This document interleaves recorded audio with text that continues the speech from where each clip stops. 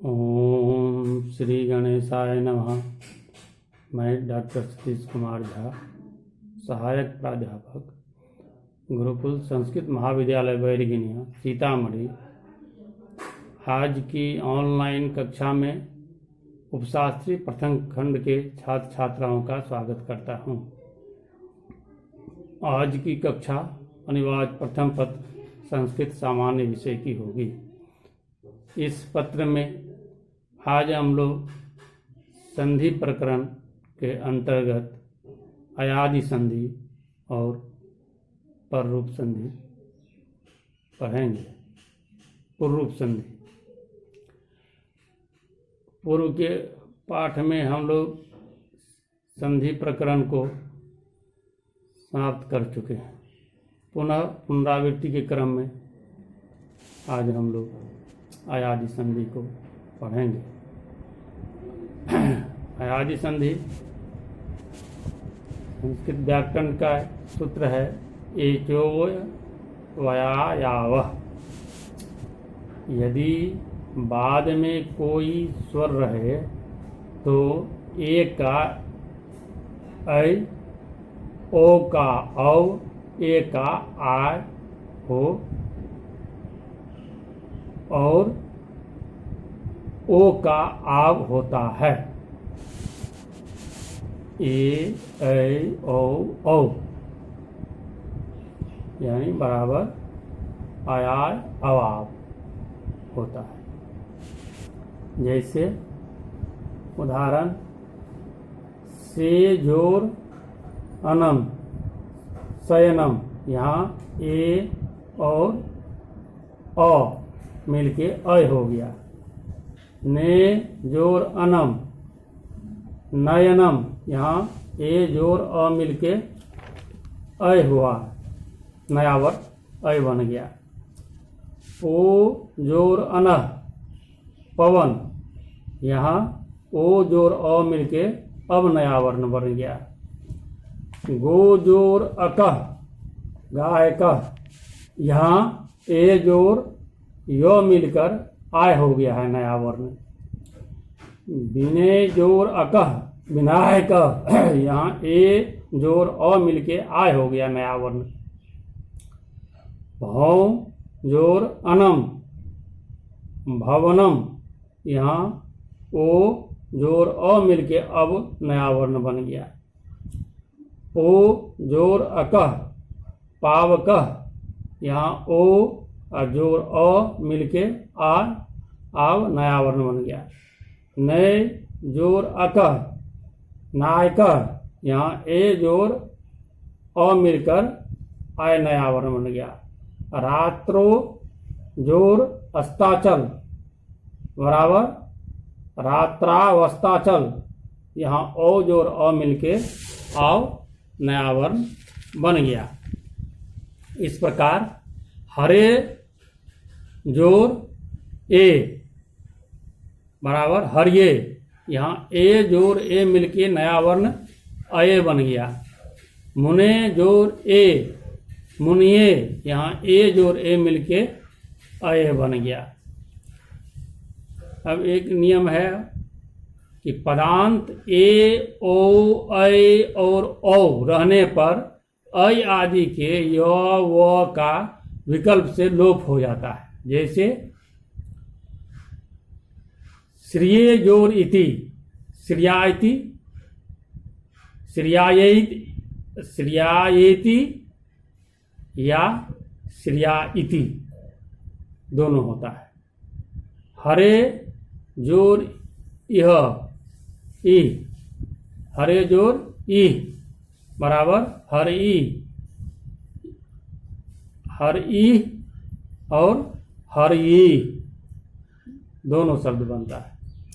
साधो जोर इति बराबर साधो इति असाधवीति दोनों विकल्प ही होता है। विकल्प से दो बनता है, दो रूप बन गए।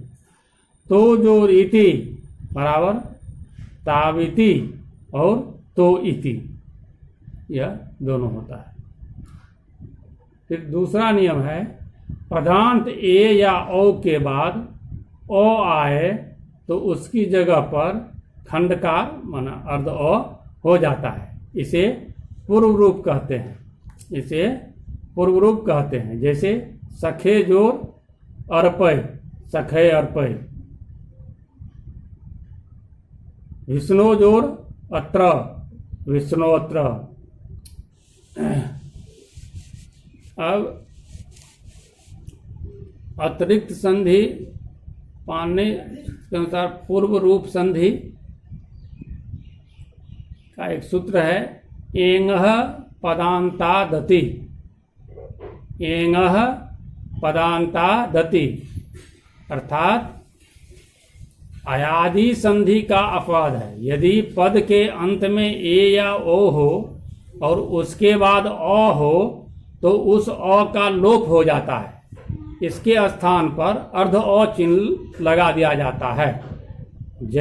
फिर एक बार इसको, यह अयादि संधि का अपवाद है।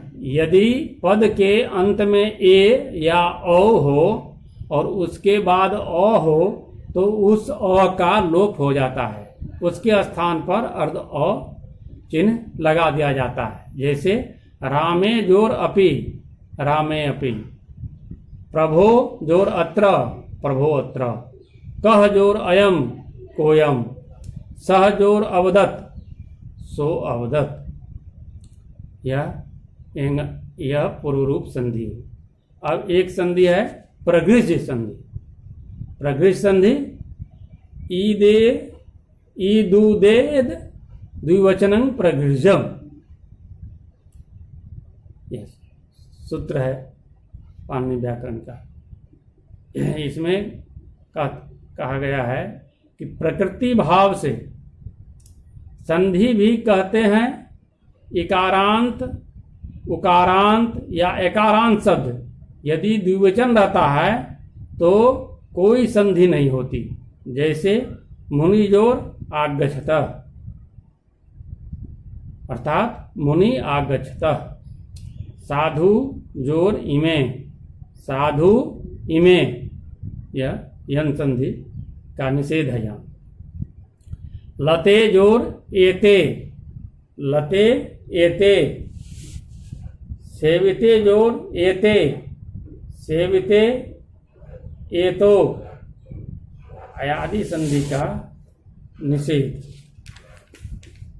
अब पररूप संधि। पररूप संधि